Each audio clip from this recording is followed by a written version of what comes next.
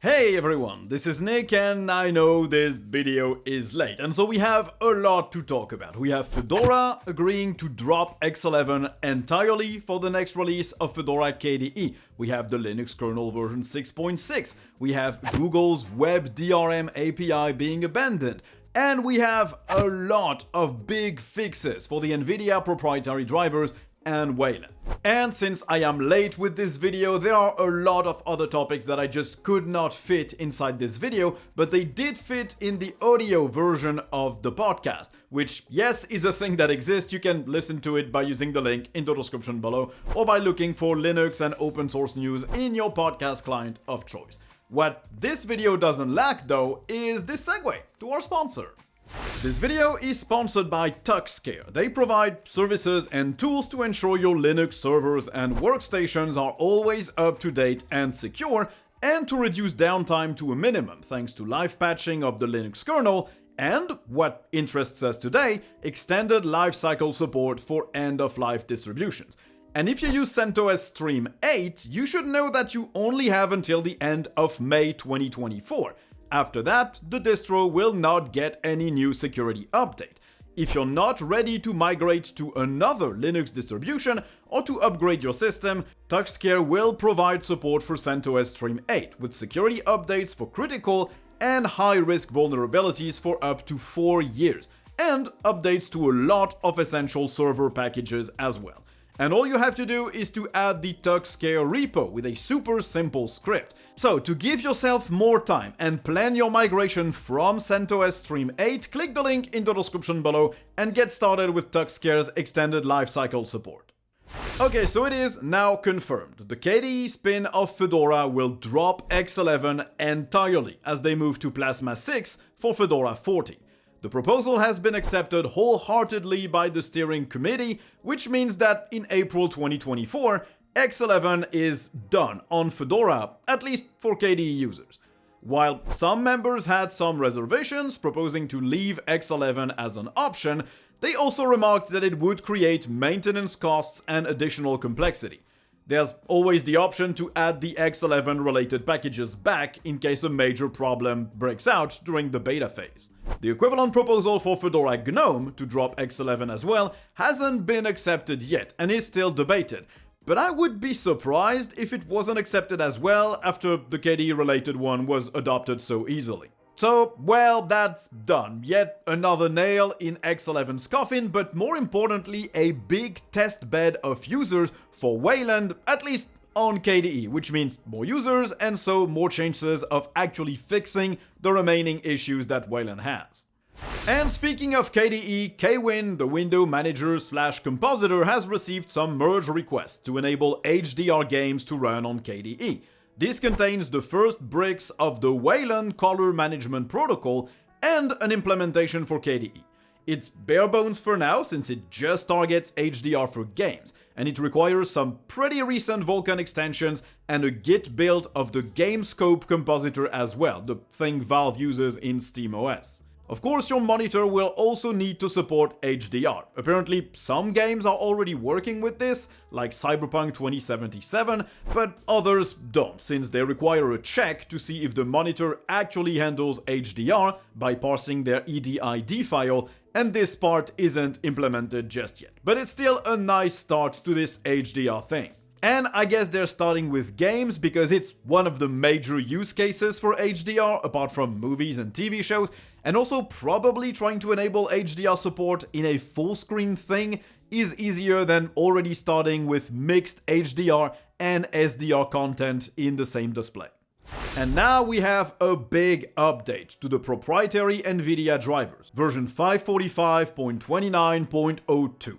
This one provides support for 10-bit per component over HDMI, a bunch of new Vulkan extensions, but more importantly, some huge Wayland improvements. These drivers now support the night light and night color features of GNOME and KDE. They support VR displays if the Wayland compositor supports DRM leasing. They support variable refresh rate. They support VDP-AU on X Wayland, so videos and media can be decoded using the GPU under X Wayland. And prime render offload for Vulkan apps under Wayland is now supported as well, meaning these Vulkan apps will work correctly in hybrid graphics mode. On top of that, the open source kernel modules that Nvidia publishes now consider GeForce GPUs and workstation GPUs certified in terms of quality. And there's also experimental support for runtime D3 power management for desktop GPUs, so they will be able to go to sleep using way less power, but without turning them off entirely. And there's also experimental support for frame buffer consoles provided by the Nvidia drivers. These new drivers seem to basically fix every remaining issue with Nvidia or Wayland, or at least every major one. There probably will still be bugs and some small things missing, but it's a huge leap forward for Nvidia users on Wayland, so it's great to see them actually supporting our modern desktop stack. I'm very happy about this. Now let's talk desktop environments. We have some updates to GNOME, KDE, and Elementary OS, so let's start with GNOME. First, there's an update to GNOME Terminal, which is finally moving to GTK4. The transition is planned for GNOME 46. And VTE, the library that powers a lot of these GTK-based terminal emulators, will no longer be capped at 40 FPS, which should make terminal work just a bit smoother. On top of that, there's a new release of Overscride, a Bluetooth peripheral management app. There's a release of Phosh, the mobile shell developed for the Librem 5, with a new lock screen plugin that lets you spawn apps without unlocking the phone, for example for media players. There's also a new Welcome to GNOME webpage on their website that lets people get started with contributing to GNOME. There are also updates to Weather or Not, a shell extension that displays the weather in the top bar. For KDE, the alpha of Plasma 6 is now planned for this week, on the 8th of November, with the soft feature freeze in effect. So no new big feature should land, apart from what's already planned and merged. In terms of new stuff you can expect, there's a new presentation for app ratings in Discover, with the rating being accompanied by various quotes that reflect this rating. The search has also been improved and should return results more in line with your query, which has been a big issue with Discover. The energy saving settings page has been rewritten, which fixes all open bug reports and looks much nicer. There's a new cool looking style for grouped tasks in the taskbar, and dialog windows will not spawn an entry in the taskbar on Wayland anymore. There were also 98 bugs fixed this week. I am pretty excited to see Plasma 6 getting closer and closer to its official release. It's gonna be a giant update and it's gonna improve a lot on my current workflow, so I cannot wait to use it. Now for Elementary OS, they have started work on Elementary OS 8. 7.1 will still get security updates and maybe some minor features, and all Flatpak apps will keep receiving updates as well. But the new features will be released with OS 8, a few months after Ubuntu 24.04 lands next year. The big things planned are Wayland by default, including a new dock, since the current one is based on very old code and can't work properly with Wayland. The migration to GTK4 is also a big focus here, and is also necessary to make everything Wayland ready as well. And it should bring better app design and more responsive applications, plus better multi-touch gesture support. The settings will also be a big focus in OS 8, but maybe not right at release, more during the lifecycle of the distro, with a quick settings menu in the panel and a redesign of a lot of settings pages to be more adaptive.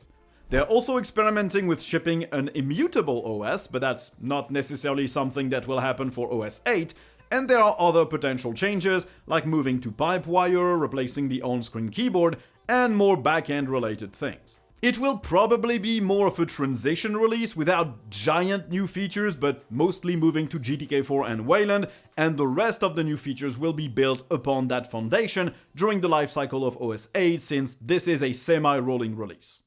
Now, Google decided not to move forward with their much maligned Web Integrity API, also called Web DRM by most people. This API would have meant that websites could refuse to serve users of certain browsers or devices or operating systems depending on a specific token, that could also very well have been used to identify individual users and their devices. The stated goal was to filter out bot traffic, to detect phishing campaigns, cheating in games, compromised devices, and the like, but it would also have opened the door to basically blocking certain users from using certain websites.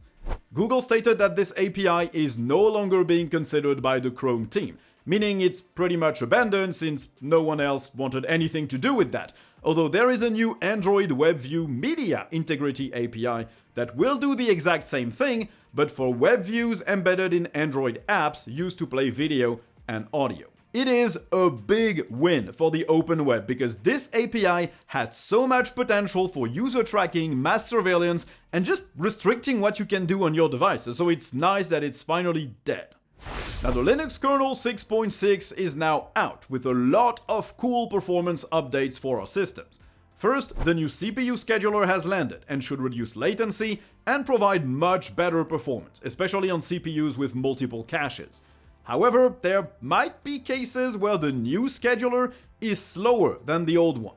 The Linux developer team said they would fix these regressions as they are reported.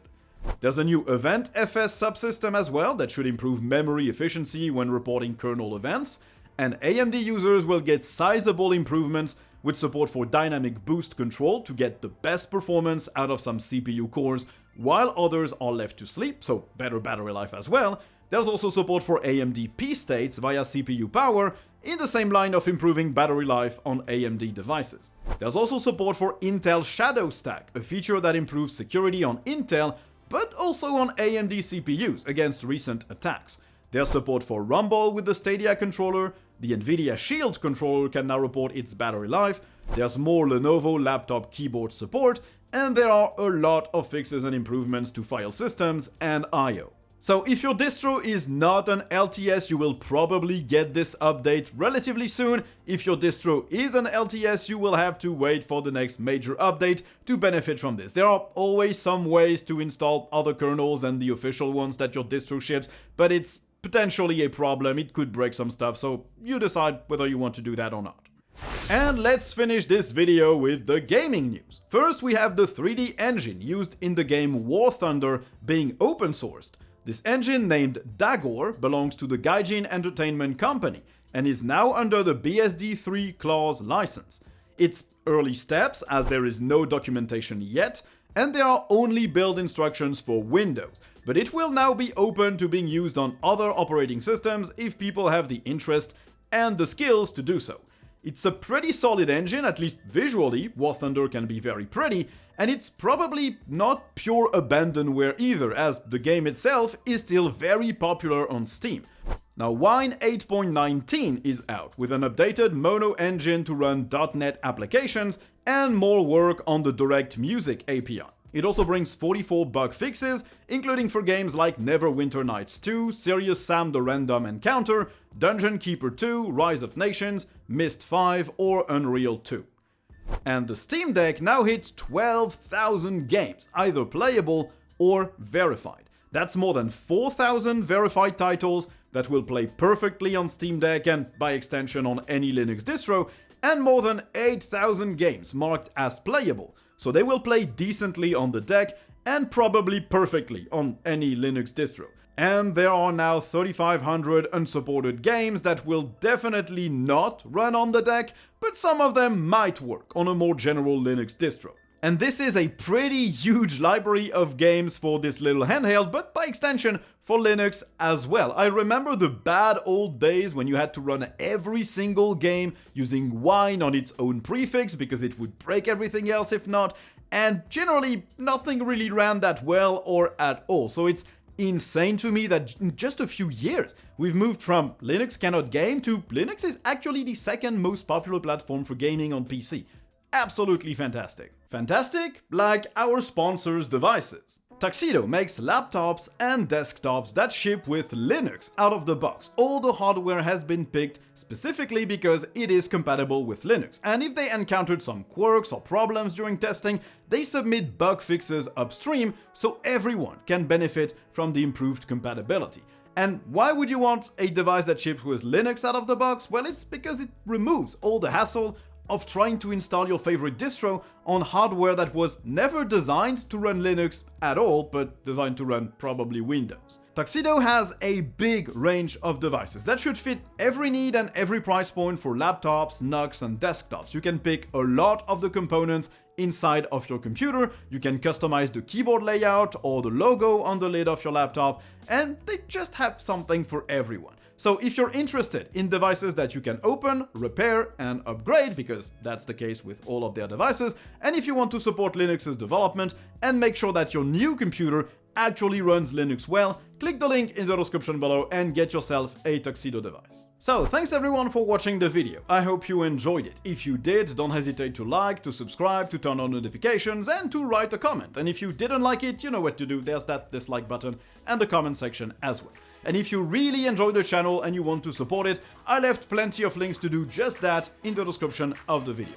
So thanks for watching, and I guess you'll see me in the next one. Bye!